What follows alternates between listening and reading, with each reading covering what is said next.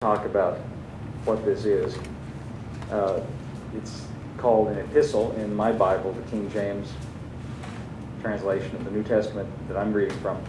It says, the Epistle of Paul the Apostle to, that kind of has a nice little ring to it, the Epistle of Paul the Apostle.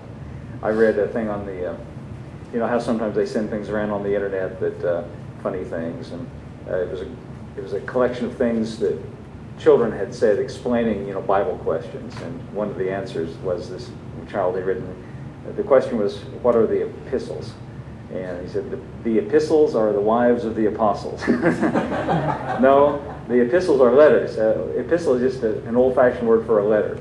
And so this is a letter of Paul. Now, for convenience, for us to study it and read it in a kind of a studious way, it's been divided into chapters and verses. And Paul didn't write it in chapters and verses. We don't write letters like that, neither did Paul. You don't write a letter and say chapter 2, chapter 3. I mean, if you do, that's a pretty long letter.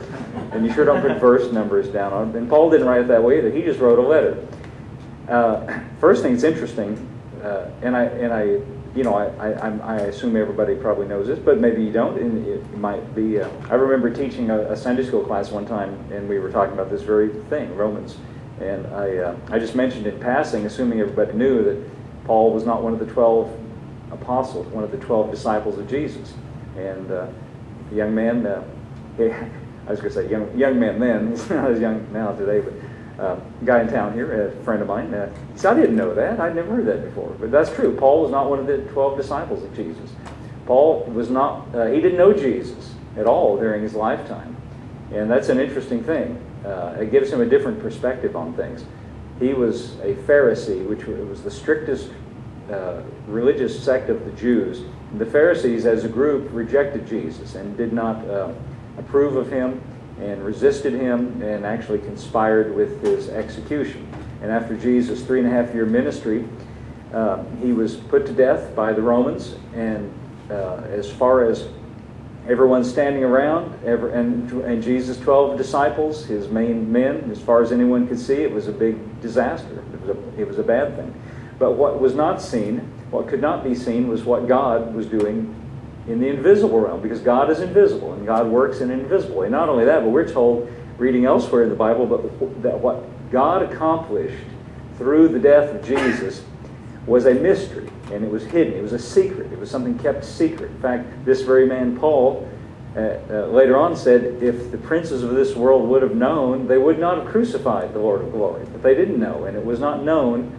Some people view the death of Jesus on the cross as a travesty of justice, or a disaster, or some bad thing that happened, or sometimes in church where people say, well, that was the devil's victory, but then God got the upper hand when he raised Jesus from the dead. No, the death of Jesus was not a victory of the devil, and it was not it was God's plan. It was part of the plan.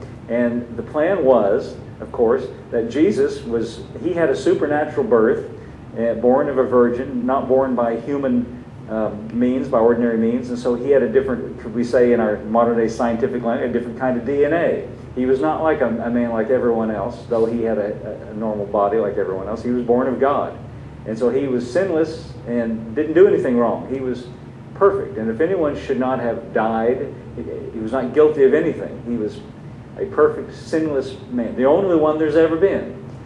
And because he had no sins of his own, he was used by God, and Jesus was in on it too. Jesus himself said, I'm the good shepherd, and the good shepherd gives his life for the sheep.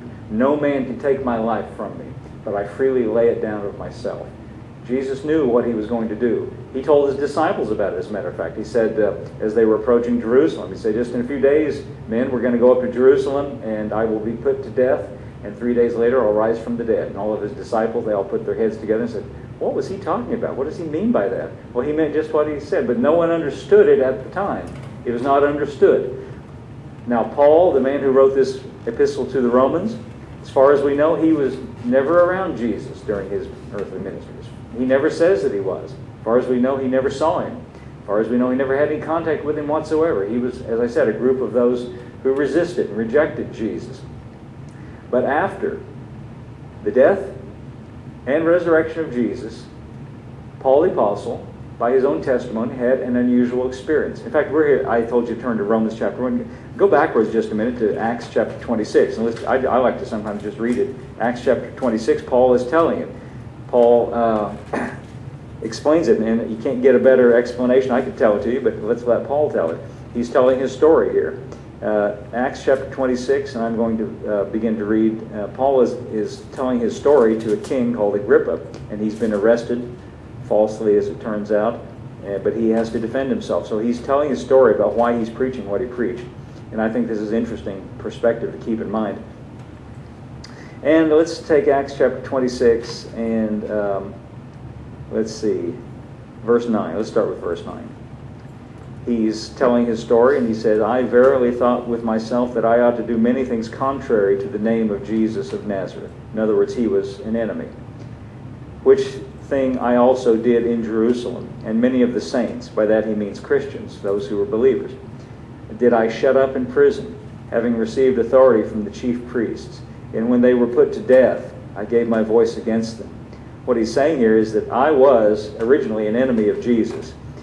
And those who believed in him, I got authority from the chief priests in Jerusalem, and the chief priests in Jerusalem viewed the Christians as some sort of aberrant kind of a cult, or a sect, a dangerous sect, and they persecuted them. And Paul here says, I shared a part in putting them in prison, and when they were killed, when they were put to death, he says, I gave my voice against them. So he's saying, I was their enemy. Isn't that what he's saying? I was the enemy of Jesus and the enemy of the Christians. So, verse 11 says, and I punished them oft in every synagogue, that was their meeting places, and compelled them to blaspheme. And being exceedingly mad against them, I persecuted them, even unto strange cities. Not only is he their enemy, and the enemy of Jesus, but he is an enthusiastic enemy. And he's not just passively saying, oh, well, yeah, I don't like them, or making a post on Facebook. That's what we would do today. I don't like the Christians, that little status up there. No, he wasn't just passively. He was actively going out and chasing them down and hunting them down. He was not only just somebody who had bad thoughts, he was physically, and with all that he had, he said, I was mad against them. He was really upset against the Christians, persecuting them even to strange cities. Verse 12. Whereupon, as I went to Damascus, that's a town in Syria, still there today. I think it's the capital of modern-day Syria. With authority and commission from the high priest, listen to this, at midday, O king, he's talking to King Agrippa, at midday is noon, of course, at midday I saw in the way a light from heaven, above the brightness of the sun, shining round about me, and them which journeyed with me. Now, in the ancient world, when there was no artificial lighting, the light of the sun was the brightest light you could get.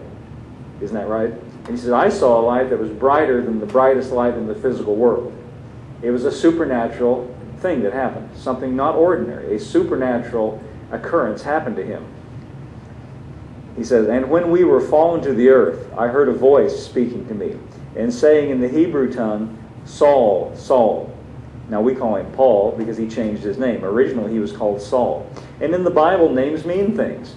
Names are significant. And the name Saul actually means destroyer. And that's what he was. He had a name that fit his personality. He changed his name later to Paul, which means one who builds. But he was named Saul then. And he heard a voice saying, Saul, Saul, why persecutest thou me? It is hard for thee to kick against the pricks. In other words, it's hard for you to kick against the thorns. It's hard, what you're fighting against, it's hard for you. Nobody else would have really known that, I'm sure, about him, but Jesus knew this. And, of course, it's Jesus talking to him. We don't know that yet. He heard this voice, Saul, Saul, why are you persecuting me? Verse 15 says, and I said, who art thou, Lord? And he said, I am Jesus, whom thou persecutest, the one you're persecuting. Now, as far as Paul knew, he was just persecuting the Christians. But here's Jesus saying, you are persecuting me. And I think that's interesting to know that what happens to us, Jesus takes it personally. He has such a personal interest in us as Christians, as believers in him, that he takes it personally. When someone comes after you, you don't need to take it into your hands to go back after them. You've got somebody looking out for you. Now, you might not see him at work all the time, but he has the same attitude about you and me. Did you know that? See, when Paul was persecuting the Christians, Jesus took it personally. He says, Paul, you're persecuting me. You don't realize it. I am Jesus, the one you're persecuting. That's interesting. See, he's telling this. Why is he telling this? He's telling this to